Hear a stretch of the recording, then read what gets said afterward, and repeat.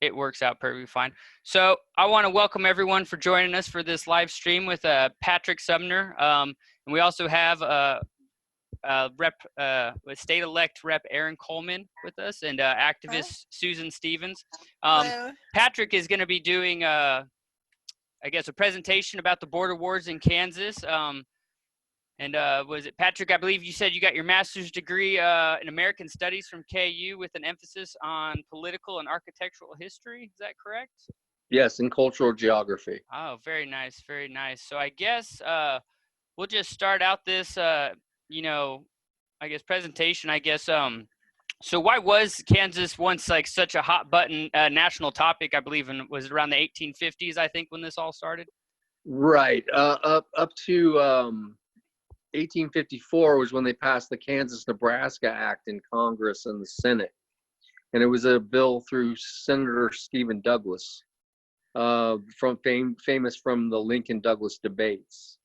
Oh, and nice. He supported a term called popular sovereignty, quote unquote, which was to have let me back up just a second. Yeah. Next year, Missouri will have its bicentennial in 1821.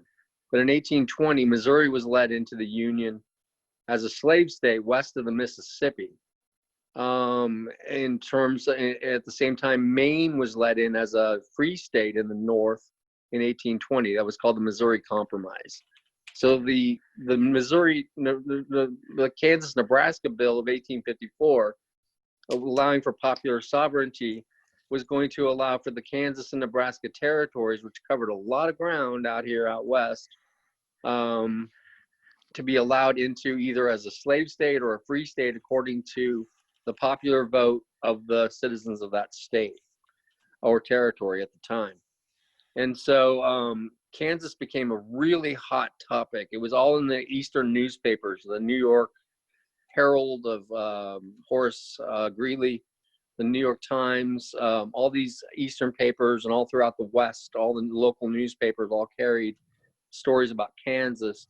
And it became famous in Congress with Senator Charles Sumner of Massachusetts, etc. It was a very big issue. It became a hot button issue because it was going to allow possibly the expansion of slavery into the Western territories. And so it was a hot button thing with Missouri, and with having Missouri bordering, the term outlander or outlandish comes from the word outland, which meant west, or basically west of the Mississippi was the outlands.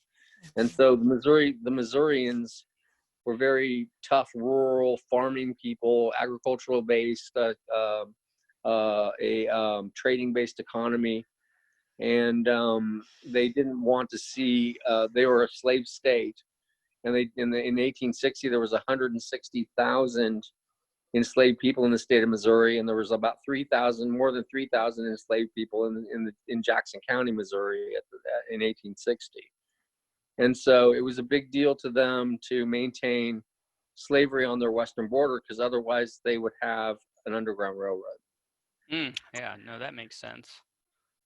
So then I guess so is that why the Missourians kind of interfered in like early elections in the Kansas territory, or? Yes, they came in 1855. There was an election to elect a legislature in Kansas for the Kansas territory, and many thousands of Missourians came across, led by Senator David Atchison. I believe it's David Atchison, who founded the town Atchison, Kansas is named after. They also founded Leavenworth, Kansas. And they were pro-slavery, and they came into this territory in the thousands and voted in 1855. And they intimidated the voters, the free state voters of Kansas, who had immigrated from not only New England states through the New England Immigrant Aid Society, but also through the many of what they used to call Northwestern states or Mid-Atlantic states like Pennsylvania, but the Northwestern states being Illinois, Indiana, some of these states that were actually the predominant people who came to Kansas as free soilers or free staters. And so what was the question? Well, I guess. Yeah, the voter intimidation was really intense, and Yeah. the Missourians came over in droves. They drove Free Staters away from the polls with guns. They filled the ballot boxes full of. They voted multiple times a person. They stuffed the ballot boxes. They intimidated the election judges. They threw out election judges out of the polling places at gunpoint. And there was the assassination of Thomas Barber after the Wakarusa War, which is near Lawrence in 1855. And so that was a precursor, one of the most fraudulent elections in American history at the time. That was in 1855. Oh, very nice. Very In nice. Kansas territory, yes. So I guess what which were all led the to kind the of bogus legislature, which yes? led to No, what they then called the continue. Sorry. bogus legislature. Sorry, which No. led to what they called the Lecompton bogus legislature, which was elected by Missourians against the will of the majority of the populace who were intimidated. Nice, nice. So like, I guess what were kind of like the different things that they would do to, I guess, intimidate, like, I guess the Kansans, like to, I guess, shift the, like, I guess the elections, in their, the slave state favor. Right. They did it at gunpoint. They did it at with brawls. There's a thing called dramming in American history. See, guns and liquor go way back in American history, and dramming, it means drinking. And the farmers of the West, in the Missouri in particular, and also throughout the country in the agricultural society that we had in the 1850s, dramming was where people would put up their apples into brandy. They would put their wheat or rye into whiskey, and they would live on this throughout the summer because they couldn't save all their meat and they couldn't save all their different crops, and so they would put it up into liquor, and they would dram. They would dram for breakfast, lunch, and dinner, man, woman, and wife, man, child, and wife. I mean, or whatsoever the relationships were, and they would dram, and so there was a lot of drinking going on. A lot of the Kansas abolitionists who came in were temperance people who never drank, and so if you ever look at these pictures of like Bloody Bill Anderson or something like that, or some of the bushwhackers from the Civil War period, which came in after 1861, of course, you'll see in their eyes these kind of muddied eyes, almost like fetal alcohol syndrome. But if you look at the eyes of like a picture of John Brown or John Ritchie of Topeka or Jim Lane of Indiana and Kansas, you'll see these startlingly clear eyes that are all really piercing in the old photographs, the old daguerreotypes. You mentioned that, yeah, I actually can see that. So, yeah. They were drinking heavily. They were using guns. They were intimidating. They were throwing out election judges. They were stuffing the ballot boxes, and they elected the bogus legislator that sat in Lecompton as their territorial capital.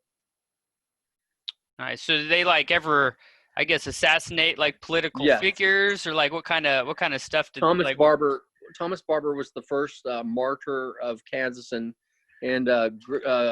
Greenleaf Whittier, the poet, wrote a famous poem that became a call to arms for abolitionists around the country called The Burial of Barber. And Thomas Barber was a farmer who lived outside of Lawrence, and he was killed on his way to help the people of Lawrence against the Sheriff Jones and the forces of David Atchison, the senator of Missouri, who came in to intimidate the Kansas northern free state or free soil settlers. And there's a difference between all those parties. But one interesting thing that I've recently learned, because I was doing some quick research just to refresh my memory on some of these things I studied in graduate school. Yeah. The pro-slavery party at that time was known as the Law and Order Party. And it's ironic. I know. Today I'm wearing red. I'm wearing red today because it was the shirts of what they called Lincoln's Bahoys and Gahals, B''Hoys, G''Hals, who were for Lincoln. They wore red. They wore red shirts, which became the party of Lincoln, the Republican Party. And Lincoln wasn't the first candidate for president under the Republican Party. That was in 1856. That was Fremont was the trailblazer, the explorer of the West, was the first Republican candidate in 1856. And then in 1860, of course, Lincoln got the nod, the nomination in Chicago, Illinois, and the Kansans, Jim Lane, who was to be the first senator of Kansas with Pomeroy, nominated him in Chicago in 1860. But however, they wore red, which became the color of course, the Republican Party, and red also later for the some of the abolitionists who shifted after the Civil War into some of the farm and labor parties, the early populism, more of a socialist color. But however, that was red, was the Republican red in the before the Civil War. Does that have anything to do with today? You know, with that's why Republicans always kind of wear the red tie, or is that just by chance? Of course, yes. Even though the parties have kind of changed, I feel like their standard color, the Grand Old Party, right? Yeah. No. Okay. That makes color, and that's sense. where it comes from. Yeah. So I guess when we were still a territory, was there? I guess since there was like a lot of battles, what was like the free state? Was there a free state capital and a slave state capital? Since this was a territory, there was the slave state. Yes.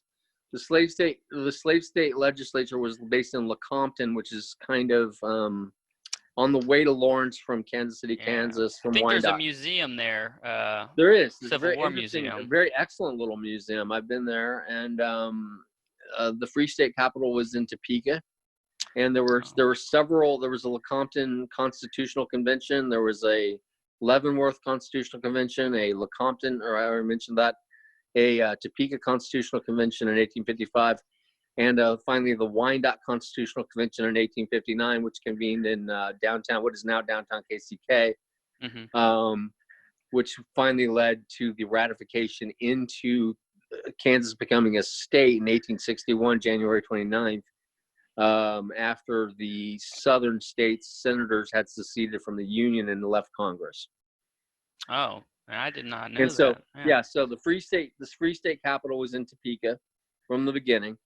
Well, there were some qualms. I mean, there was always these town settlers, who wanted their town to be the capital, or wanted their town to get the university, or wanted their town to get this or that or the other thing. Definitely. But there was many disputes over who was where the capital was going to be. But it ended up in Topeka, mainly John Ritchie, settler of Topeka, who was a wealthy individual from Indiana, and a friend of Jim Lane's, who I want to talk more about, the Grim Chieftain, Senator Jim Lane. He set aside land for the Capitol, where the Capitol now sits, where, of course, the mural behind you is famously by Mr. Curry from Iowa in the 30s, was put up the mural in the Kansas State Capitol building, which is there since the 1865, I believe. Oh yeah, I know there was a lot of controversy with him making this painting. I think did he not finish it completely or something to that effect, because people were kind of dogging him on it? I forget exactly, but it's a little off topic. But that's after that, yeah. And during the progressive era in the 1930s and the Great Depression, when Kansas elected a Democratic governor, I believe that was off Landon. I'm not extremely well versed in the 30s. Yeah, no worries there. But however, that mural was controversial, and there were Republicans that had turned against John Brown by that point. Yeah. Because they had turned into the party of big business instead of the party of the people, the abolitionists being the people who wanted the end of slavery. Now, not every free state settler or free soiler was necessarily for black immigration into Kansas, or for full egalitarian rights for black voters, for black military members, for black immigration, whether free. They were anti-slavery, but they didn't necessarily want competition from black farmers. You understand? Oh yeah. So there was still racism amongst the early settlers of Kansas. However, there's many abolitionists there was conservative abolitionists and there was radical abolitionists. And we can get more into the difference between that if you like. Yeah, no, actually, that was going to be my next question is, what was kind of the difference between, like, free staters and, like, conservative or, like, the radical abolitionists, in, like, the early Kansas politics. So, yeah, no, we could definitely go into that. Okay. Well, there was a guy named Charles Robinson who came from the New England Immigrant Aid Society, who had formerly been out in California and had done a lot of work out there and had been quite a brawler and a politician in California. He moved back to New England in Massachusetts.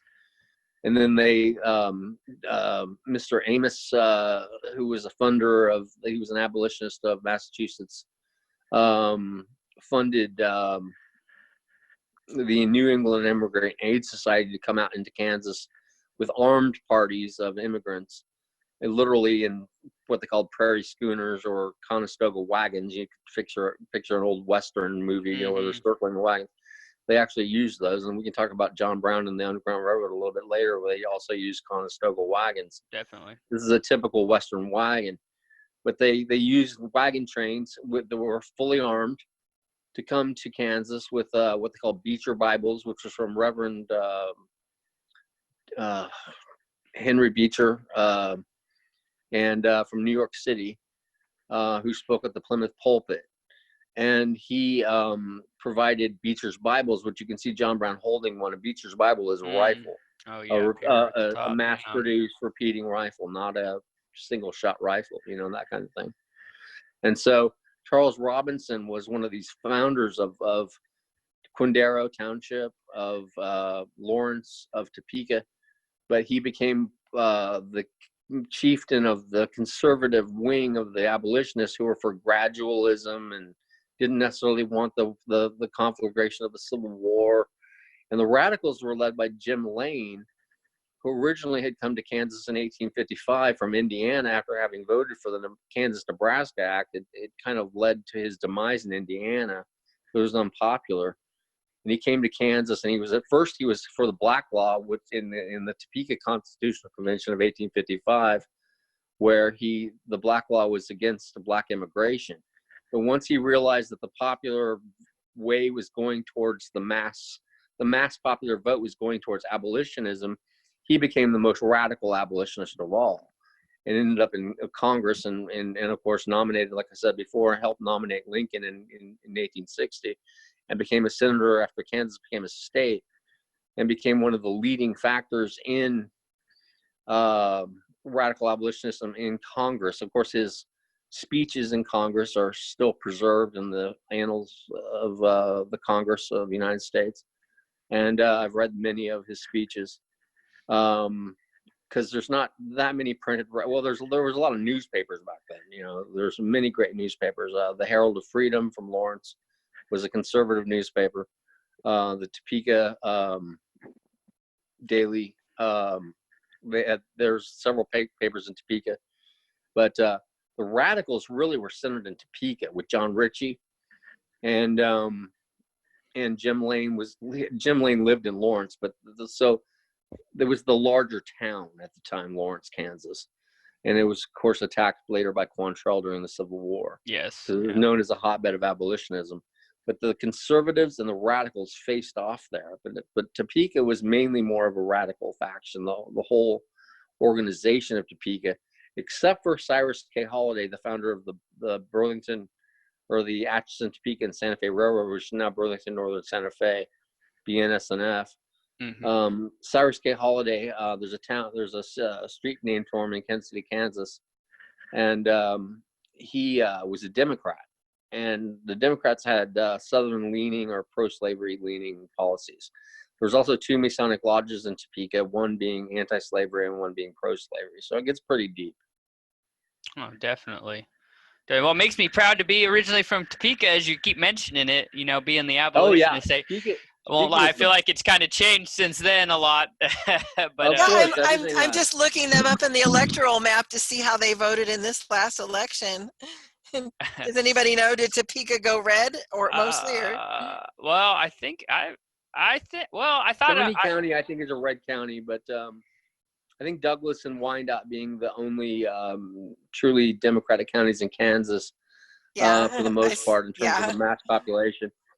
However, I will say that Wyandotte was also really important in the history of Kansas, because in 1843, the Wyandotte Native tribe, or Wyandotte Nation, moved into Kansas. They were given what they called Wyandotte floats, which they were able to sell to settlers 640-acre units called Wyandotte Float, and which meant they could float across the land, in parcels, 640 acres. And Topeka was founded on a Wyandotte Float that was bought by Cyrus K. Holliday, John Ritchie, and Dr. Franklin Crane, who are all, two of whom were abolitionists, and one of whom was a Democrat, lean pro-slavery after a few years. However,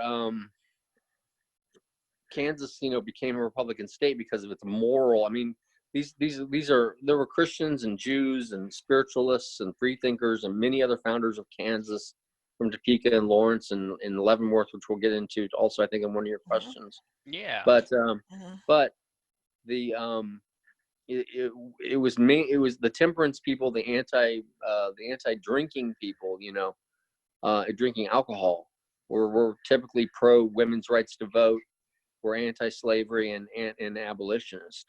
And so John Brown, facing there behind you with his, beard that he grew in Harper's Ferry in the jail in Charleston, Virginia, was floating in the wind there with the tornado in his background. He was a temperance person. He wouldn't let his mounted Jayhawkers drink, swear, use the Lord's name in vain. They didn't have time to carouse around because they were all in what they call boots and saddle all the time. They actually slept in their saddles a lot of time because they were always on the move. I'd be So sore. And the 56ers, in 1856, there was a war in Kansas, a border war. And the 56ers were known, they were called the 56ers. They were the mounted Jayhawkers from Topeka and Lawrence and other places like Mound City in Miami County and Lynn County. They like James Montgomery, who was another famous abolitionist. I named one of my children after him. I named him, his middle name is Montgomery, after James Montgomery. Montgomery was so radical as an abolitionist that he would go into Missouri and catch a slave catcher, what they used to call a slave catcher. And he would bring them back into Kansas and hang them in Kansas. And so, I mean, we're talking about a brutal civil war before the Civil War. We're talking about blood feuds that turned into a border war. So this was kind of like they were heating the pot basically before it boiled over into what the Civil War was, I guess. Well, that's why Kansas, again, to your first question, Kansas was a hot topic. Mm-hmm. Kansas, Senator Charles Sumner called the Missouri border ruffians who came into Kansas to vote. He called the border ruffians. He said, "The border ruffians are the vile spew and vomit of an uneasy civilization." And so these are like the Proud Boys of the 1850s, if you will. Oh yeah, no, that's a good comparison, I think. Yeah. I seen Aaron. I know Aaron. I seen your kind of hand go up a little bit earlier. Did you have a question, or you go past it now? Yes. Thank you, Gavin. Thank you, Patrick. Yes, my question was: so at the height of the slavery in Kansas, how many slaves were in Kansas, and what was the composition of the slaves? Was it mostly Native Americans, or can you talk more about that? Sure. In terms of the slavery in Kansas was very, very small. The enslaved people in the 1860 census was, I think, 2 enslaved African Americans in Kansas or Black Americans in Kansas. There were some 640 free, what they used to call colored or Negro citizens in Kansas in 1860. In the census of that year, the whatever they call it, biennial census, or decennial census in 1860. So there was very little slavery, but the Wyandotte Nation had pro-slavery and anti-slavery factions right here in Wyandotte County, what is now Wyandotte County, Kansas, and Kansas City, Kansas. Mm-hmm.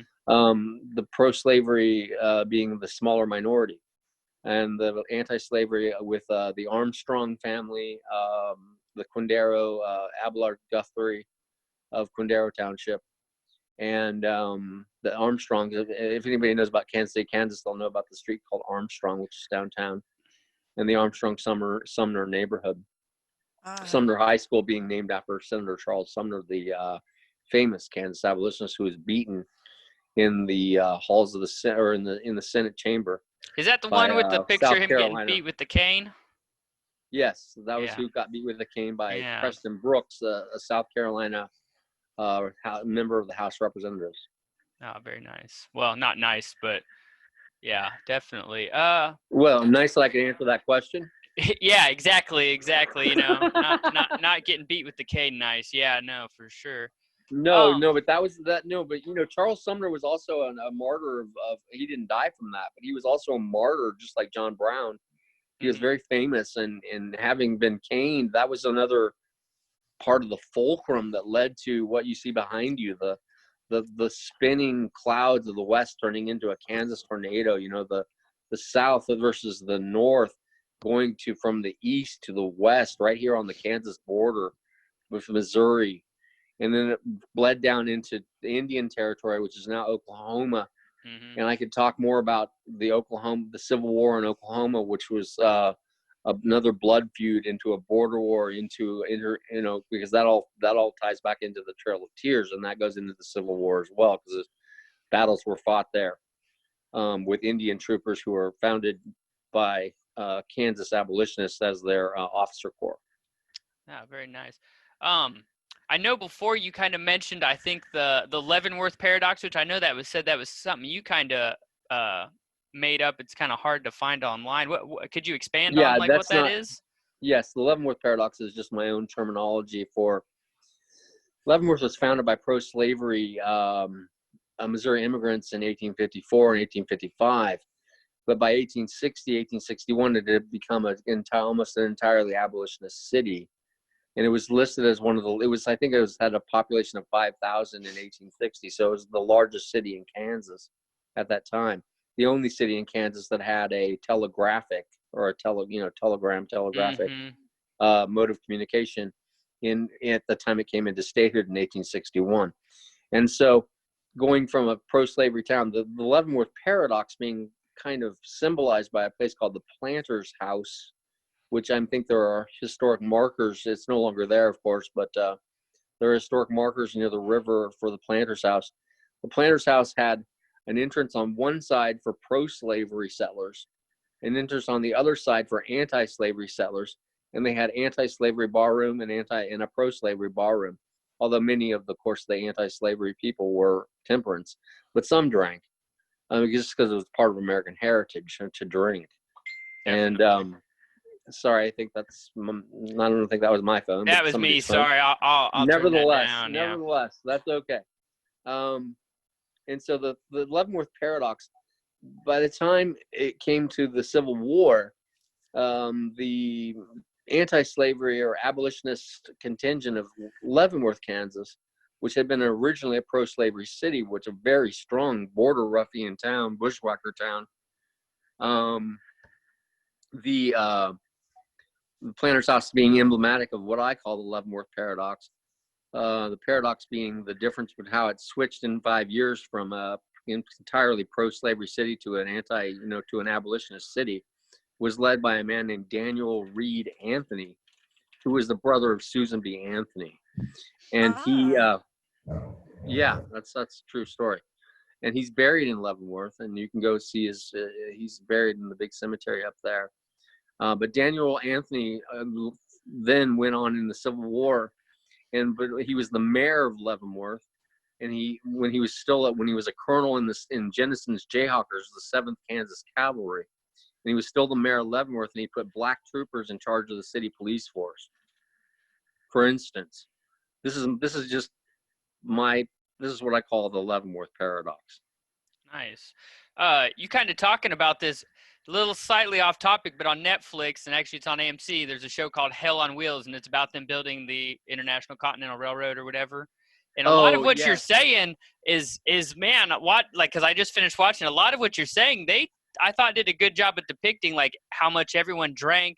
And actually one of the railroad sheriffs is a African American, which you just saying that, kind of made me think back to that, which completely, they mentioned John Brown too and stuff. Really good to watch. But anyways, I've seen a couple of episodes. You talking about this, I thought back that they actually did kind of a good job of kind of depicting going through the Midwest when they were building it. But if you think about apple pie when apples are fresh, that's American, right? Yes. But if you think about apple brandy put up all winter, that's even more American than apple pie. I guess, yeah. I didn't even. Yeah, no, No, that's a right, true story. Yeah. I got this from a fantastic sociology professor at the University of Kansas Mm-hmm. when I was in graduate school. I think I was a senior actually, but I was taking graduate level courses as a senior. And Robert Antonio, Dr. Robert Antonio, he taught us about Dramming, and he taught us these things about American culture and drinking apple brandy or cherry brandy or plum brandy or whiskey and rye and all these different things. It's American as guns. I mean, they talk about the Second Amendment. It should give you the right to drink. Right. Now, on there though, all the Mormons were the ones who didn't drink. And let me correct myself: Transcontinental Railroad. I think I said many of the abolitionists of Kansas were temperance people, as I said, Yeah. and pro women's right to vote. Definitely. And so there's nothing wrong with it. No, I'm just yeah, saying no, that, not at all. I'm just saying that it's an American principle. I mean, Definitely. it goes back in our culture for hundreds of years of our agricultural heritage. Yeah. Well, you know what? Which we all share. Yeah. We all share that. I mean, that's where we Definitely. came from as a country. I mean, even the colonies.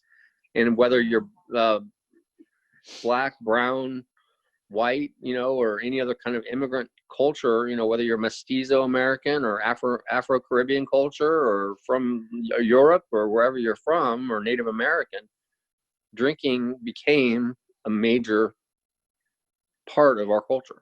Definitely. Well, like you said, you can espousing it. I'm just saying. Yeah, no. Well, it kind of makes sense because if you can only eat so much of your apples or whatever grain. Exactly. So how would you store it? You make brandy from it, or milk. You make cheese. Kind of same thought behind that. But yeah. Right, but the Missourians were known for their dramming and their drinking, and they when they came into Kansas and formed the bogus legislature with their fraudulent election activities, they were drinking heavily. They were shooting guns off in the air and assassinating people like Thomas Barber and things like that. So it was a serious it's a bad combo. I can see how prohibition kind of came about. I mean, years absolutely. later, but that makes sense. Yes, very much so. It came out of that temperance movement of Kansas. I mean, Kansas was a leader in prohibition. Yeah, definitely. So I was mentioning about Hell on Wheels and the railroad. I was curious. Let's talk about maybe another railroad. The Underground Railroad. Not really a railroad, but how did that kind of function in Kansas? Being kind of an abolitionist state, like I would think coming north, you would.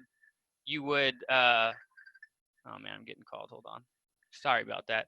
But I would think, that being kind of the middle of the United States to head north, that would probably be one of the main places people would come up from, the South kind of thing. So right. Well, if you were trying to get out of Missouri, you didn't really necessarily, because there wasn't a lot of slavery in the poorer counties of northern Missouri. Okay.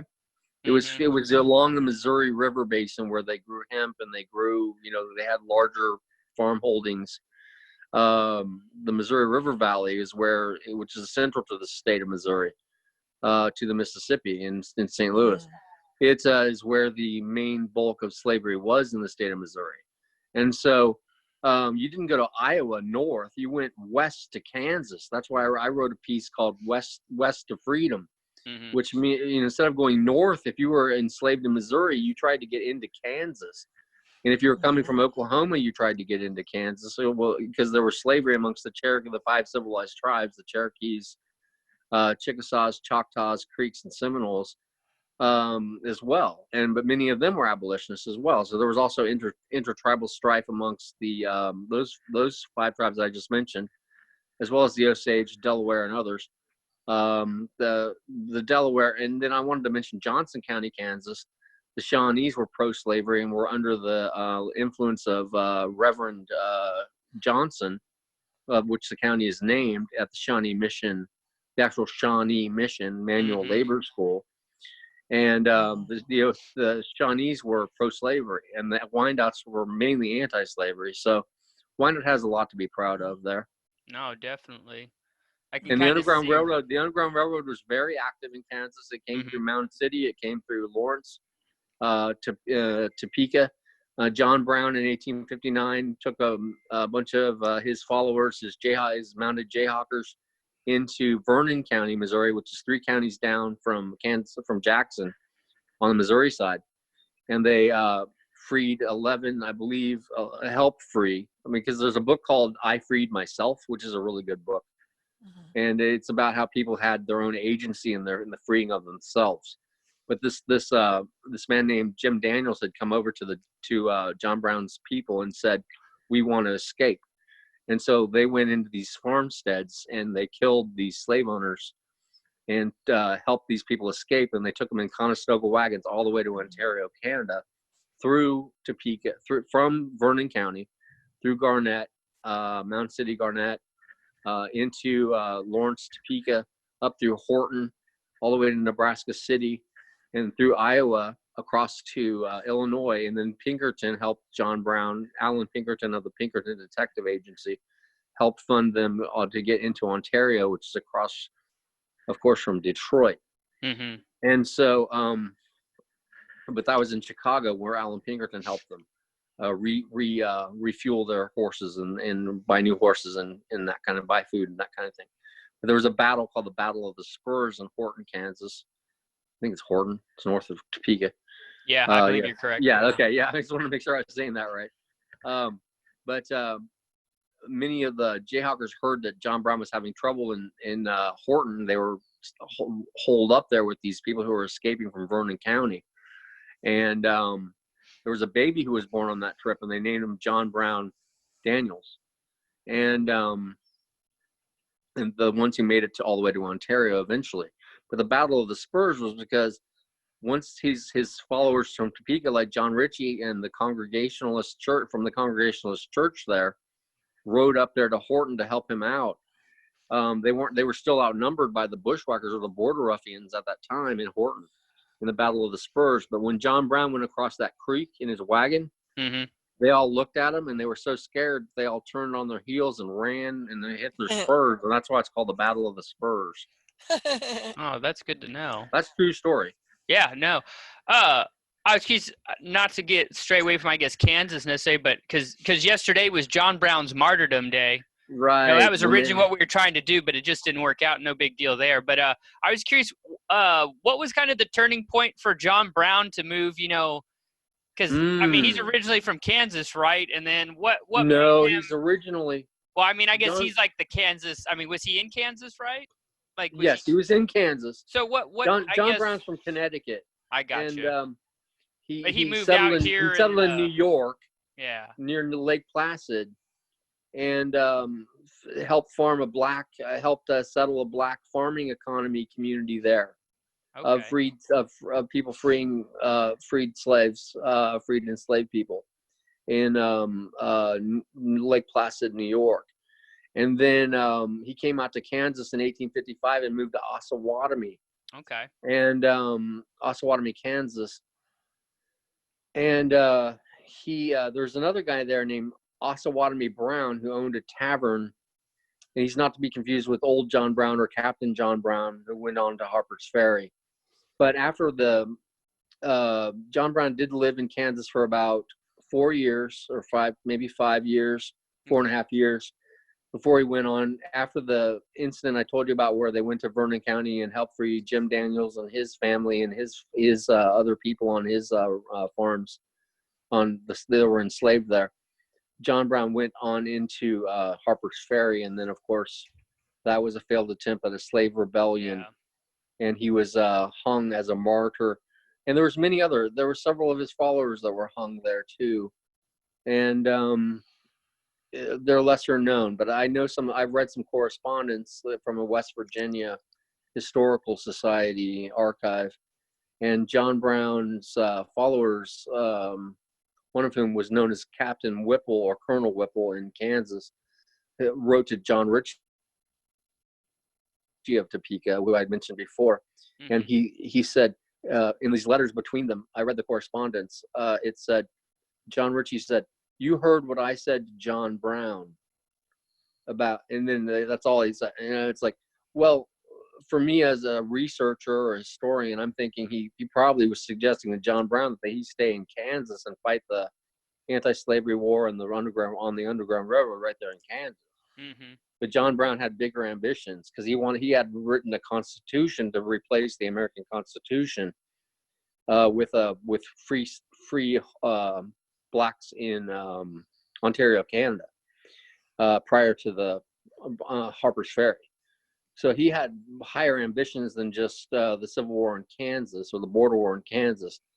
He was trying to start a national calamity. And so when he was martyred, when he was hung, it became a national, again, Kansas, of course, he's associated with Kansas. I mean, you look behind you at the mural there. He's associated with Kansas symbolically. And so many people claim him.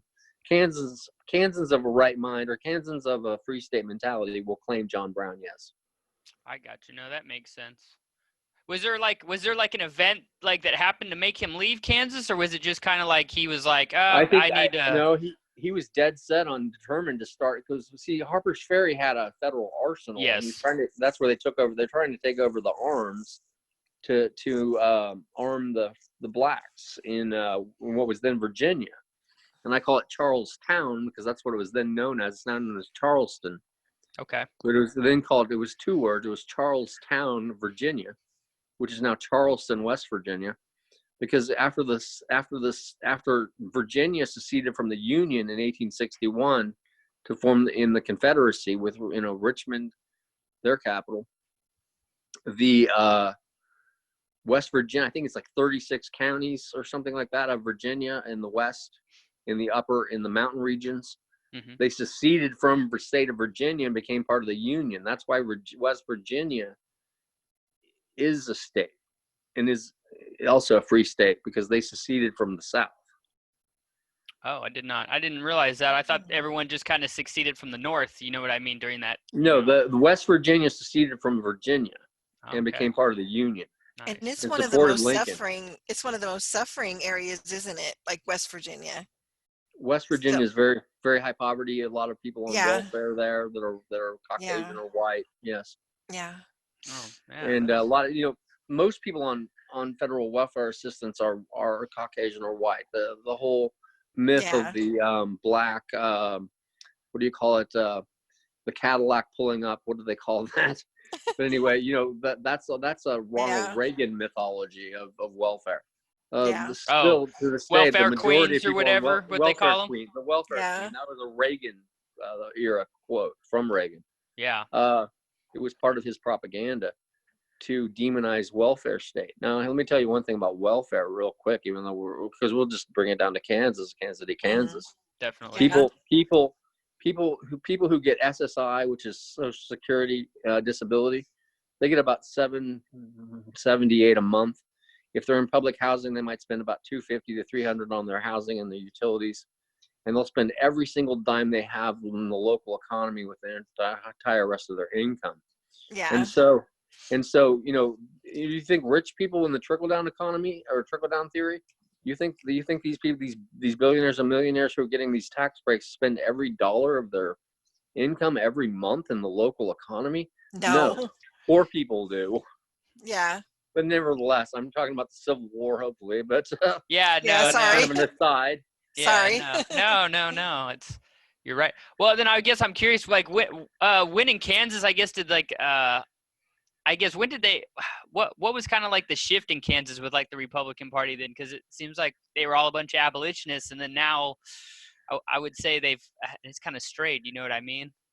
Well, the Republican Party in Kansas was formed in Osawatomie at Osawatomie Brown's Tavern in downtown Osawatomie in 1859. And Horace Greeley from the New York Herald came there to speak. He's the one. He's most famous for his quote, "Go West, young man," which you're talking about the railroad series. "Go West, young man." Yeah. That's Horace Greeley. He came to Kansas. He was a fervent supporter of Lincoln. He came to help form the Republican Party in Kansas as an advocate and espoused that party, and they formed it in 1859 in Osawatomie, Kansas. It became a strong party, although it had its different factions, the conservative and radical wings, which I described before, between Governor Robinson and Senator Jim Lane, the Grim Chieftain. And of course, it was a very potent party, and then it became involved with the Union Army. And after the Civil War, there was they formed a kind of a what now we know as the VFW. They had a thing called the Grand Army of the Republic, and they were very powerful in politics. The Grand Army of the Republic was like a veterans organization for Civil War and Union soldiers, and they were powerful Republicans in Kansas, in We might be losing you slightly, Patrick, just so you know. Hopefully not. Who dominated politics today, but it's more of a moral truth. Can you hear me?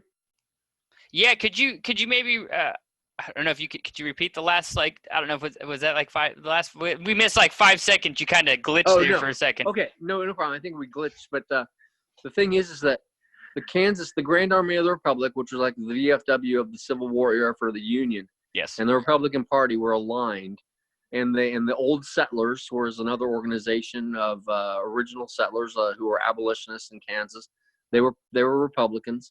They were all Republicans. They supported the Grant administration. They supported what they called Negro suffrage in 1868.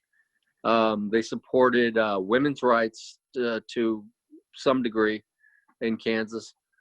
Certain radical abolitionists did in the Republican Party. And then I'll just give you another example of John Ritchie of Topeka. By the 1880s, he died in 1887, but after he supported Grant for a second term, he came up and supported the Greenback Labor Party, which is more of a farm labor kind of almost socialist populist kind of precursor to Kansas left-wing politics of the 1920s and 30s. And that's where the Republican Party started to lose some of its core original founders who were followers of John Brown. And it became more of the party of big business and agricultural business in Kansas and that kind of thing. Not of the common farmer, but of the banks and the railroads and that kind of thing, the big moneyed interests. And but it still held on to a moral sway and a kind of almost a what you call moral heritage of Kansas to be a Republican. And that's why it's still such a what they call a red state now. That's why I'm wearing this red shirt as a symbolism for the Lincoln's boys and gals. But there was a lot going on in Kansas, so Definitely. It was an interesting place. I don't know where we're at time-wise, Gavin, but I think I've answered my core questions. Yeah, we started just a little late. I don't know if does Susan, do you have a question or anything you might want to ask, or maybe Aaron? Well, before we wrap it up, maybe a little bit. I have a question for you, Patrick. So I know we talked a little bit about the early populists in Kansas. So can you tell me more? How did the socialists in Kansas get their start? What was the height of their political power, and why did the Kansas socialists just disappear? Well, I mean, I'm not sure when they disappeared entirely. I know that James P. Cannon was a member of was a founder of the Socialist Workers Party. He was from Rosedale area of Kansas City, Kansas. There was still socialism in Kansas up to the McCarthy era, I'm sure. However, it was just destroyed, just like leftism across the board, by McCarthyism and that kind of thing. But before that, there was the Red Scare of 1919, of the First World War, the Red Scare, and then of course J. Edgar Hoover's campaign against what they deemed to be communists or left-wing radicals. The Wobblies, the IWW, Kansas. I'm not so well versed in early 20th century Kansas leftism. I know Girard, Kansas had a co-op and was very an energy co-op and an agricultural co-op. A very interesting place. Of course, there's a heritage in Kansas of leftism and also kind of left socialist Christian values at one time, Christian socialism, but these things have been rather forgotten in Kansas. And I'm saying, the red shirt republicanism has just kind of remained as almost like a moral heritage, if you will, of temperance, and that's why they're against cannabis now, is because of the moralism, and that kind of thing. In terms of, I think it would be great to have medical marijuana and the recreational cannabis in Kansas, because if you think about how all these other states adjoining us, other than Colorado, would come flying into places in Kansas like Topeka and Wichita and Kansas City, Kansas, and make them tourist destinations. Because right now, Oklahoma and Missouri have medical marijuana. Colorado has recreational. So we'd still get the recreational business from Iowa, Illinois, Missouri, Iowa, Nebraska, and Oklahoma. I mean, it's just it would make sense from a fiscal issue for Christian or conservatives and Christian conservatives to realize the tax base of that kind of thing. But it's the moral code, the anti-drinking moral code, the temperance moral code, these kinds of Christian based ideological arguments against it that still hold sway in great swaths of counties of Kansas. There's 105 counties in Kansas, and there's only 2 really solidly blue counties in the state. Yeah, no. Yeah.